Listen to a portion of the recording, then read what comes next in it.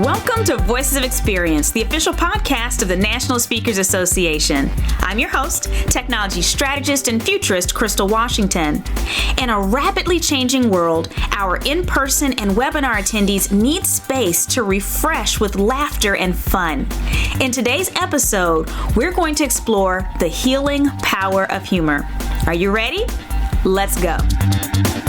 On this episode of Voices of Experience, we have Avish Parashar, CSP, with us. And he's been doing improv comedy for over 28 years. And so I don't think we have another member of NSA who's more qualified to talk to us about the healing power of humor. Thank you so much for joining us today, Avish. Oh, my pleasure, Crystal. Thanks for having me on. You know, so I once heard that laughter is like steam being released from a pressure valve. Do you agree with that or disagree, or, you know, what's your opinion on that? I do agree. I think humor gives us a way to process the world. And I think that's why some people get offended by other people using humor, because they don't realize that a lot of times when someone's laughing or making a joke about something, they're not making light of the situation. It's just how they process the world. And I've learned over the years that people get offended. So half the time now, my processing is done internally. I'll laugh about stuff. I make so many jokes in my head that I would never say out loud. But it's not because I don't take the situation seriously. It's just that, you know, some people just need that to get, like, I think that steam metaphor is great. You know, what you just said just made a light bulb go off in my head, Avish, because I've thought about times where I have laughed or sometimes even held in laughter over the most horrible things. And when I think about it, I'm like, why am I laughing, or why do I want to laugh? And so that's interesting that you said that about people processing the world. It may not actually be making light of something. Yeah, exactly. And I'll tell you, I'm gonna really be vulnerable here and expose my nerdy roots. I'm a huge comic book fan. I grew up reading X-Men, and there's a line in there where the X-Men, they're gonna go on a suicide mission, and one of the character makes a joke, and another character who's younger is like, I just want to cry. Like, how are you making jokes? And he said to her, like, laugh or cry, and I won't give them the victory of my tears. And I was like, that was just such a powerful, I read that like 40 years ago, and it still stands with me. It's like, so many situations, you got to laugh or cry. And sometimes by crying, it's like, you're not giving in per se, because different people process, but it's like, You choose your response in that moment. That is powerful. So with that having been said, you know, we know that humor can be tricky, because we've seen people crash and burn. Everyone's seen someone crash and burn. Are we all qualified to use humor in our presentations, in our marketing materials, in our posts? Or are there just do we need to be like coordinated funny? Do we need like a special person to say you are now qualified to make jokes? Well, I honestly believe that all people have the capacity for tremendous humor. I think everyone's funny deep down. I think that as we grow up, depending on your environment, society, your own personal expectations, people develop these different filters that kind of limit their creativity and limit their humor. So the people who are just naturally funny, I think their minds developed in a way to process humor that way. Okay. But I've worked with improvisers and non-improvisers for years, and every person can be funny. And I'll challenge you to think about this. Think about the person in your life who you think is not funny at all. Okay. I would guarantee you they have some environment, some person they hang out with, some old friend, some family member that they are laughing with. Are you sure? And so it's just where and how willing are we to reveal that humor? Are you sure about that? Because I have somebody in mind, and I have a very hard time imagining them. At some point in their life, they probably had something that made them laugh. You know, and it gets tamped down. And part of what we talked about, just some people find humor too light, too offensive to even use. Some people's brains, they just shut themselves off from it. And for whatever reason, but I do think that everyone has the capacity. It's just how many layers do we need to peel away to kind of unleash their inner comedian? Okay. Is there anything we should stay away from? Because there's a lot, you know, the world has changed twice in 2020. When this is being recorded. And so I think we, you know, normally for our VOE interviews, we don't ground to specific dates, but I think it's important in this case to ground us in the now. Is there anything we should stay away from? Yes, I think so. Number one, everyone should stay away from my client base because I want more gigs. But beyond that, yeah, I mean, obviously you got to be very aware of your audience and aware of the world going on around you. And you know, and there's a difference between being a humorist, a comedian, and a speaker who uses humor. Can you run us through those differences? Sure. So a comedian is someone who is paid purely or is brought in purely for making jokes. And I think as a comedian, you don't have to stay away from things. I think you may get flack, but I don't think you have to stay away from anything. Okay. As a humorist, you are brought in to make the audience laugh, but you have to have a message, and there's a level of professionalism that's expected. So I think there you do want to stay away from something that might be touchy. Mm-hmm. If you're a speaker who uses humor, there's no expectation of you being funny. You're not marketing on it. You're not telling people I'm going to be funny, but it's a huge bonus that sets you apart and makes you more connected. And there also, I think, you need to be aware. So, yeah, I think you should stay away from, I mean, in general, anything that's politically charged, anything that's currently sensitive, even if you think it's hilarious. Mm-hmm. And it's not even just, obviously, things are really triggered right now. Mm-hmm. But anyway, so for example, I have a segment when I'm talking about something creativity. I talk about releasing the filter and saying the first thing that comes to your mind. Okay. And I talk about how the filter is not a bad thing. You want to, it's what keeps you employable and out of trouble. Right. Now, sometimes what I will say is that, you know, it's what keeps you employable and out of trouble. Or your life would be very difficult if you just said the first thing that popped in your mind. Now, sometimes I'll follow that up with, or you'd be president of the United States. So now it's funny, right? That is a joke about President Trump. But if you really parse it, I'm not actually making fun of him. I'm just pointing out the fact that no supporter or anti-person would disagree that he just says the first thing. He just doesn't really filter his thoughts.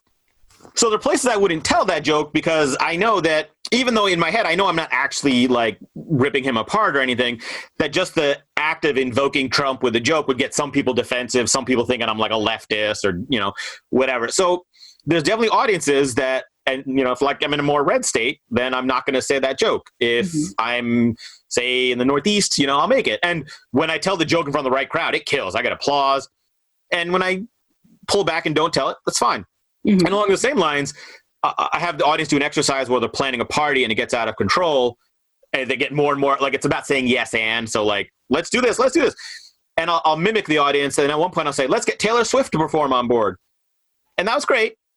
But then at some point, Taylor Swift came out and said something anti-Republican or anti-Trump. And I did that joke, and it was kind of a more red audience. And people were like, no, not Taylor Swift. I'm like, oh, I didn't even. Mm-hmm. So that's a long roundabout way of saying, should we stay away from things? Yeah, unless you really know what you're doing. Stay away from politics. Mm-hmm. Stay away from religion. Mm-hmm. And stay away from anything that's controversial. What's going on right now. And I think one of the things we're going to talk about later is where you get your humor from. It's not hard to stay away from that stuff. Okay. You know, if you're really thinking about it. Okay. So thank you for giving us an outline, and also thank you for explaining the difference in how we use humor, the difference between a comedian and a humorist and a speaker who just might have some humor. And the fact that I thank you for very delicately pointing out that those of us who are speakers that just might use a little humor, maybe we don't have the same leeway as others, and so we should be a little bit more careful. So I appreciate your candidness there. Oh, yeah, is there a way we can punch up right now our in-person and online presentations using humor? Is there just a way to kind of go in there now and use it a little? Yeah, and so what I'm going to do is I'm going to take a technique from another speaker and credit her. So there's a speaker named Judy Carter, and she teaches a lot of stand-up comedy. And what she talks about doing is don't ask yourself what's funny about this, because everyone defines funny. It stresses out the mind, and there's no truth in that. Instead, ask yourself what's weird, stupid, scary, or hard about this, and then answer that question. Now, just so you understand why you had me on and not Judy directly, I'm going to add my own technique to that as well. Okay. So what I talk about with improv comedy, and the reason I think all people are funny, is because in 28 years, I've never actually taught someone how to be funny, which may, again, make you wonder why you have me on here right now. It's because what I find is that with this filter thing, if I can just get people to start generating ideas from their subconscious without filtering, funny stuff happens. So I've never taught someone to be like, oh, if you just do this, it'll be funnier. I just say the first thing that comes to your mind. And when I can get them to not edit, filter, funny stuff happens. So combine the two techniques. Ask yourself, what's weird about this situation? And then just start brainstorming a list of answers, but do it from a place of flowing subconscious. So what that means is don't stop talking or don't stop writing. What most of us would do with that question is say, what's hard about this situation? Let's see. Well, we don't have enough time. What else? Using that conscious, very filtered, very thoughtful part of the mind. Instead, just start blurting and see what comes out. And you'll have to be willing to say stuff that is stupid, that is impossible, that is too expensive, that is fantastical and not realistic. And you're mining for gold, right? You're going to generate 20, 30 answers. Most of them will be dumb or not funny, but you're looking for those 1 or 2 places. And then you can use that as the building point. And the second technique then to build off of that is when you get that idea of, oh, here's what's hard about this situation, then use a technique again to just start blurting, talking about that. So this could be a disaster because it's improvised, but if you want to try a quick example, Crystal, remind me, your topic is about showing audiences how to use technology. Yes. Effectively. Yes. All right. So I'm not going to put you on the spot. I'll just roll with it. So what's one of the challenges your audience faces that you address? Oftentimes they're terrified of adopting new technology in the first place. Okay. So you start with, okay, what's hard, weird, scary, stupid about adopting new technology? So what's hard about adopting new technology is that every time you learn one thing, the new thing figures it out. What's scary about adopting new technology is you're afraid you might download a virus and completely destroy your whole system. What's scary about adopting new technology is once you get video on there, everyone's going to see you and you can't do your stuff in your pajamas anymore. What's weird about adopting new technology is that it seems like the farther we progress, the farther we go backwards. What's scary about new technology is that I'm afraid that I'm going to say and do something stupid is going to completely destroy my reputation. What's weird about new technology is that I get a new computer and my new technology actually makes it harder to do stuff that was really simple to do before. All right, so I'm just blurting out stuff that may or may not be true. And then what you do is you look through there, okay, are there any ones there that might be that make you just smile? You're not looking for hilarious. So what's weird is that the newer your technology is, the harder it is to do the simple stuff. Okay, so then just free talking about that. Mm-hmm. And now you're probably, if you just let yourself freely talk without pausing, editing, and thinking, I guarantee you're going to blurt out some stuff. And since we're speakers and we have stories, to force your creativity in that blurting process, at some point, force yourself to say, this one time, because that's going to force your mind to fill in a story. So now it's hard because you have to kind of go through this process. It's not magic where you do it once for 2 minutes and boom. Mm-hmm. But so go through your content and don't just ask, what does the audience need to get out of this? And don't just ask what's funny. Because what's great about that is, if you're saying, here's what's weird, stupid, scary, hard, it's what your audience is already thinking about your topic. Okay. So not only are you generating humor, you're doing it in a way that your audience is going to relate to, addressing their concerns, but with humor as opposed to just like the bullet points. Here's what you're worried about. Here's the answer. Here's what you're worried about. Here's the answer. So hopefully that made some sense. I know I kind of went on a bunch of tangents there. No. That was actually, it was fascinating. You definitely gave us all an exercise that we can use. And what's interesting is, for anyone that's listening to us right now, there's a past episode with Bill Stainton where it's not the same process, but it's a similar offshoot process for brainstorming and being creative. And so I love how I just love it when I see different interviews kind of come together from brilliant people. You're both CSPs, he's even a CPAE. And so just giving people something else to look at potentially after they listen to us. So if I could add on one real quick thing about that technique, just to encourage people to use it. Yes. I once saw a NSA presentation with Larry Winget and Joe Calloway. Okay. And they start out basically by saying the most valuable thing you bring to your speaking business and to your audiences is your point of view, not your content, not your skills, your point of view, because everything else, content you can get online, all that great stuff, but your point of view is the one thing that makes you unique as a speaker. By asking what's weird, stupid, scary, hard, you are going one step deeper than just, okay, here are the tools you can use in technology, or here's how you can be more productive. But rather, you're tapping into a point of view that you have and your audience has that other speakers aren't doing, which is going to set you apart and give you a unique angle that's going to, make you more bookable than just someone going and watching a TED Talk. Right. Oh my gosh, that's powerful. Thank you so much for sharing that with us. Absolutely. So now that we're all prepared to test out some humor because we're figuring out what's weird, what's hard about our topics, how do we test out our jokes? Like, do we just get our family on Zoom and get like a comb and just say, knock, knock, who's like, how do we do this? How do we test them out to know? Yeah, so you can do that. I mean, having a test audience is a great way of doing it. Doing things like you talked about Tom Singer, Well, maybe we talked about it before we started the call, but in any case, he started doing open mics. They're like, what are we talking about? Yeah. Tom Singer was a past guest on VOE as well. And he's been doing open mics. So open mics, it's a trial by fire. Mm-hmm. So anytime you can test, like Toastmasters is a great place. Okay. Your NSA colleagues. So yeah, finding a forum where you can test material is great. What I've been doing is I've been testing out a lot of stuff on Facebook Live. Now, it's really hard because in that format, I'm doing comedy virtually with no audience, no laughter, no feedback. Right. But I'm able to test stuff out and see what kind of comments and likes I get.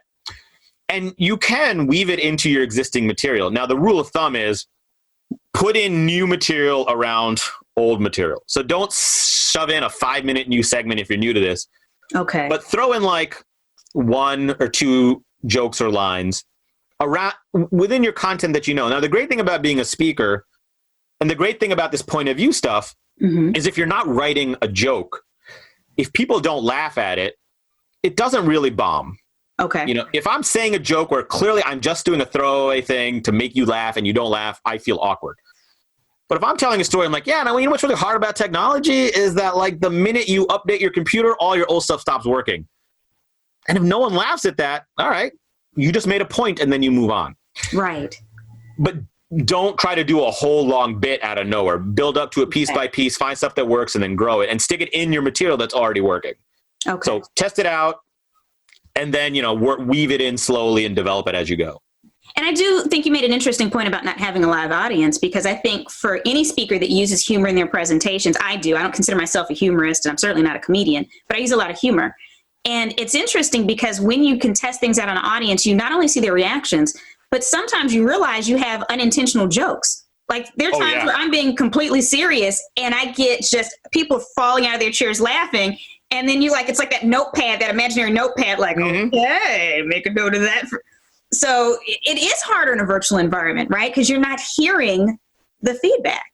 Yeah, it's so hard. And different people are, you know, everyone's different. But for me, like I work so much off audience feedback. I'm an improv comedian, so I'm generating as I go. So I'm like getting the feedback, is it working? And so I've really been retraining myself. And that's one of the reasons I'm using Facebook Live is to force myself to practice and try improv games. And honestly, it's weird.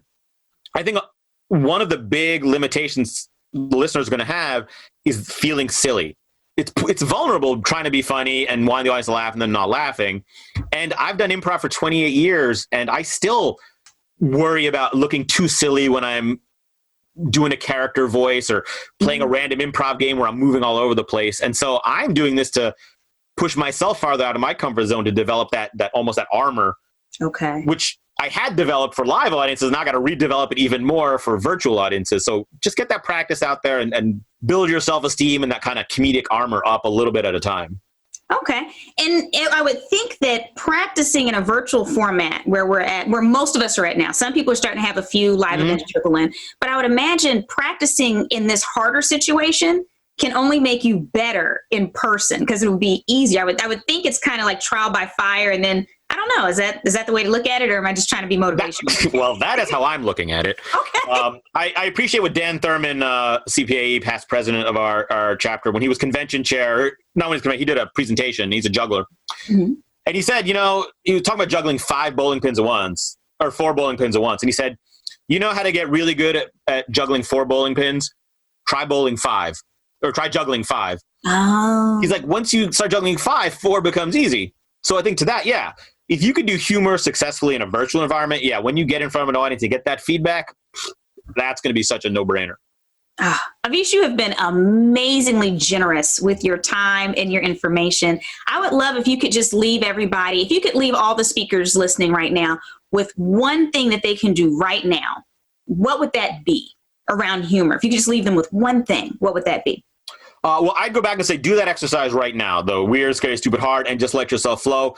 And you're doing that not to necessarily generate funny ideas. I would say in the beginning, you're doing it to develop your sense of flow. How long can you brainstorm before your conscious mind kicks in and pauses?